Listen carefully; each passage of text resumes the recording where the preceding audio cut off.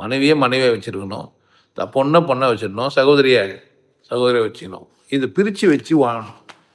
எல்லாத்தையும் அரவணைக்கணும்னு ஒன்றா வச்சு ஒன்றும் இல்லை. எல்லாரும் முதல்ல எல்லாரும் ஒன்றும் இல்லை. பார்க்குற எல்லாம் தனித்தனி. முதல்ல அதை புரிஞ்சுங்க. கூட்டமாக வந்தால் கூட அவங்க யார் தான்? தனித்தனியாக மனிதன் ஆவாத வரைக்கும் பிரச்சனை தான். தனித்தனியாக கூட்டமாக இருக்கணும்.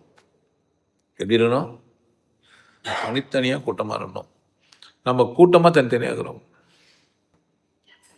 எப்படி இருக்கணுமோ அப்படி இல்லாமல் எப்படி மாற்றிக்கிறோம்?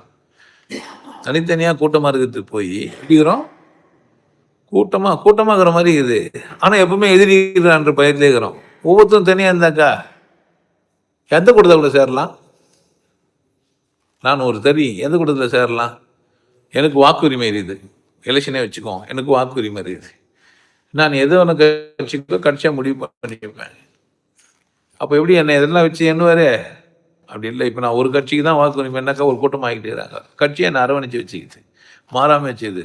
கட்சி உறுப்பினர் ஆகிட்டுக்கிறீங்க. ஆமாம், நீங்கள் எந்த கட்சி தான் போட போகிறீங்கன்னு முடிவு பண்ணிட்டாங்க. உங்கள் உரிமை என்ன ஆக்கிட்டீங்க? உங்கள் சுதந்திரத்தை என்ன பண்ணி வச்சுக்கிறீங்க? அப்போ கொள்கை ஒழுக்கம் இதுங்களெல்லாம் நீங்கள் அரவணைச்சிங்கன்னு யார் இழிவுபடுத்தி வச்சுக்கிறீங்க? உங்களை நீங்களே இழிவுபடுத்திக்கிறீங்க. ஆமாம், உங்களுக்கு இந்த உலகம் தெரியும். இந்த உலகத்தை விசாலமாக பார்க்க முடியும். உங்களுக்கு சொல்லி கொடுத்துட்டாங்க, புத்திசாலினா இப்படி தான் ட்ரெஸ் போட்டு நிற்பாருன்ட்டு.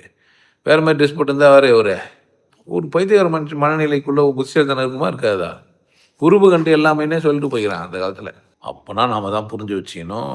வாழ்க்கைன்னா தேவையில்லாதெல்லாம் தூக்கி என்ன பண்ணக்கூடாது, எடுத்து உள்ள வச்சுக்கூடாது. அரவணைப்புன்ற பேரில் முட்டாளை வளர விட கூடாது. வாழை வெட்டிங்களை உருவாக்கக்கூடாது.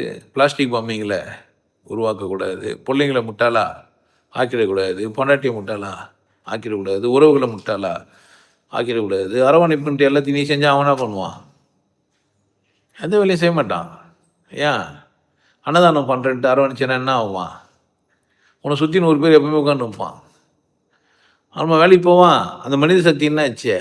அது பேர் அரவணைப்பு.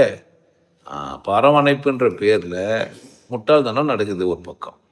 சரியா? நான் சொல்கிற அரவணைப்பு அது இல்லை. அரவணைப்பு தான். ஆனால் நீ எப்படி தனியாக போய் உழைச்சின்னு வா, நீ வேட்டையாட கற்றுக்கோ, நீ சம்பாதிக்க கற்றுக்கோ, நீ திறமையை வளர்த்துக்கோ, நீ படி, நீ வாழு, நீ நல்லாரு அப்படி சொல்கிறது அரவணைப்பா? இல்லை, எல்லாம் நான் பார்த்துக்கிறேன்டா. உங்கள் கணவன் இருக்கிறேன், உங்கள் குரு இருக்கிறேன், எல்லாத்தையும் நான் என்ன பண்ணுவேன்? நான் பார்த்துப்பேன். இது அரவணைப்பா?